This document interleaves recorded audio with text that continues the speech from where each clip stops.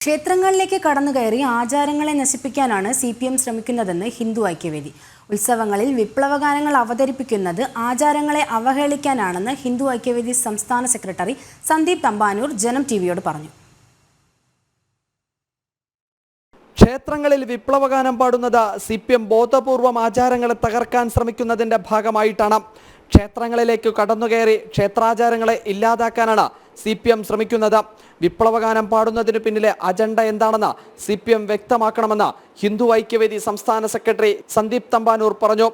Party പതാകകൾ സ്ഥാപിച്ചുകൊണ്ട് ആ ഉത്സവങ്ങളെ അലങ്കോലപ്പെടുത്തുവാനും ഈ ആചാരങ്ങളെ അട്ടിമറിക്കുവാനും വേണ്ടിയിട്ടുള്ള ബോധപൂർവമായ ശ്രമമാണ് CPM അണികൾ നടത്തിക്കൊണ്ടിരിക്കുന്നത്.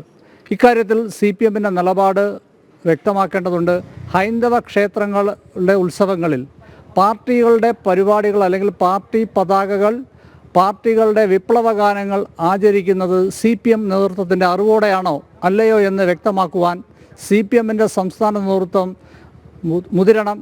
അല്ലെങ്കിൽ ശക്തമായിട്ടുള്ള പ്രതിഷേധവുമായി ഹൈന്ദവ സംഘടനകൾക്ക് മുന്നോട്ട് പോകേണ്ട സാഹചര്യമാണ് ഇന്ന് കേരളത്തിൽ നിലനിൽക്കുന്നത്. ആചാരങ്ങളെ ഇല്ലാതാക്കാനുള്ള CPM ശ്രമത്തിനെതിരെ ഹൈന്ദവ സമൂഹത്തിൽ വലിയ പ്രതിഷേധമുയരുമെന്നും സന്ദീപ് പറഞ്ഞു. ജനം, തിരുവനന്തപുരം.